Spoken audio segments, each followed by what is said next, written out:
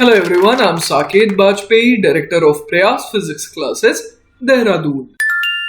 Welcome students, let's have a look at this beautiful problem from Irodov. The question says, a point moves with deceleration along the circle of radius r so that at any moment of time its tangential and normal accelerations are equal in moduli.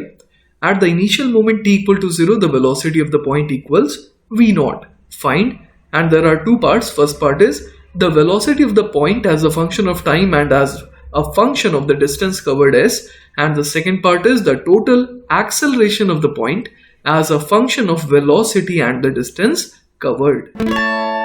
तो बच्चों चलिए हम लोग सवाल को समझने की कोशिश करते हैं। बेसिकली अपने को ये दिया हुआ है ना कि पार्टिकल डीसेलरेट कर रहा है ना, मतलब उसकी स्पीड लगातार क्या होती जा रही है, कम होती जा रही है। और साथ ही साथ ये दिया है कि modulus of tangential and normal accelerations क्या है, बराबर है। तो हम लोग एक काम करते हैं, टेंजेंशियल एक्सेलरेशन का मैग्नीट्यूड कितना हो जाएगा अगर वो घट रहा है ना, डीसेलरेट कर रहा है, तो वो हो जाएगा minus of dv upon dt, right. और वो किसके बराबर करना है, नॉर्मल एक्सेलरेशन के, जो कि कितना हो जाएगा v square upon r। Clear है ये बात। तो एक इक्वेशन तो हमारे पास यहां पर से बन जाएगी। और अपने को एक डेटा भी दे रखा है कि at t equal to 0 velocity हमें कितनी माननी है, वेलोसिटी माननी है v0। तो चलिए एक चीज मेरे को यहां से क्लियर है कि मुझे v as a function of time यहां से आ जाएगा। तो चलिए उसे निकालने की कोशिश करते हैं। Minus of dv upon v square is equal to क्या आ जाएगा, dt अपॉन r। तो अगर इंटीग्रेट करेंगे तो लिमिट क्या रखेंगे, t बराबर 0 पर v बराबर कितना था, v0 था। और किसी भी t टाइम पर लेटर से की वेलोसिटी हो जाती है v।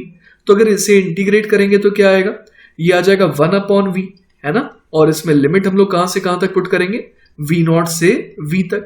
और राइट हैंड साइड में क्या आ जाएगा, ये तो सिंपली t अपॉन r आ जाएगा, है ना।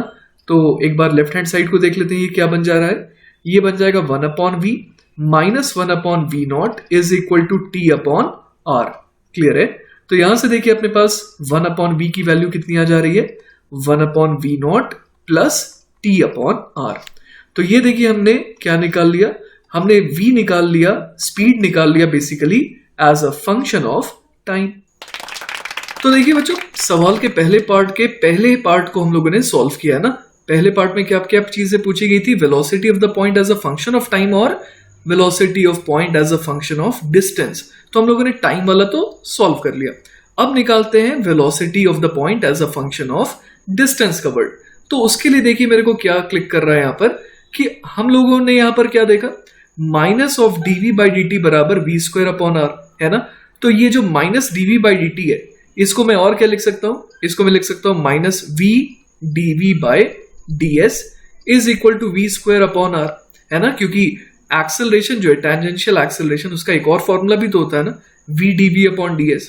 पर चूंकि स्पीड घट रही है इसीलिए मैंने यहां पर पॉजिटिव बनाने के लिए minus v dv upon ds लिखा है। क्लियर है।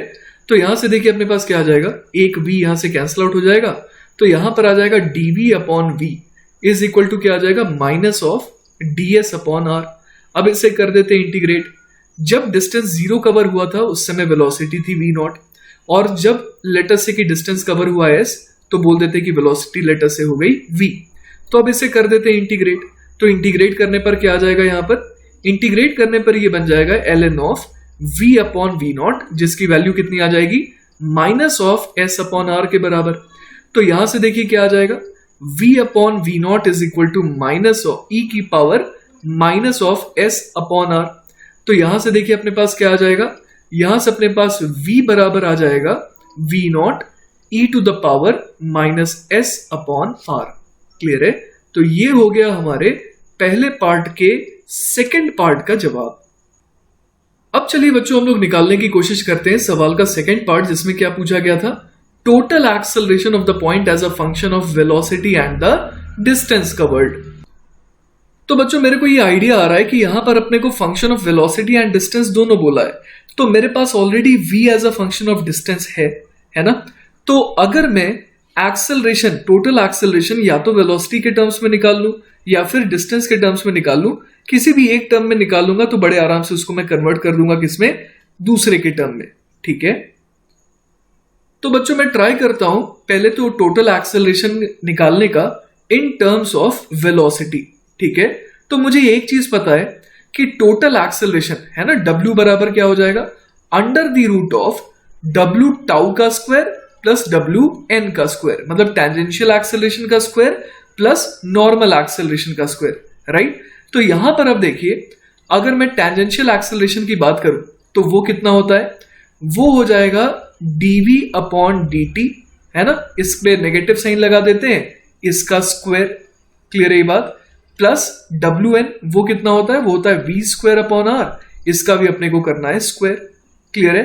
तो अब देखिए अपने को सवाल में दिया है कि minus dv by dt is same as v square upon r, तो इसका मतलब ये हो गया कि यहां पर मैं लिख सकता हूं under the root of twice of v square upon r की पावर 2, है ना। तो w मेरे पास ये आ गया, w का मतलब हो गया टोटल एक्सेलरेशन का मैग्नीट्यूड, तो ये कितना हो जाएगा, ये हो जाएगा √2 times v square upon r, clear है ये बात।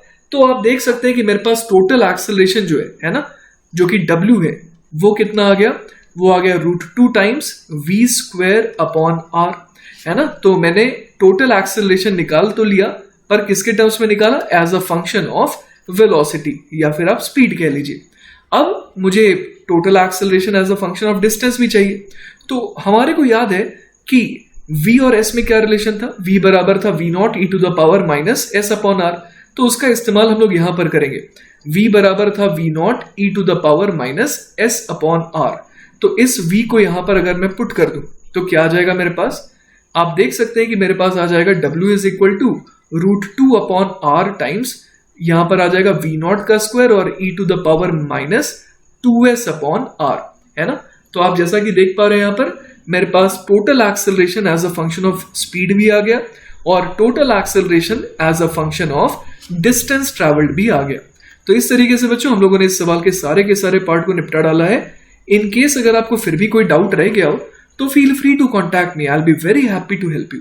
टेक केयर बच्चों, बाय बाय।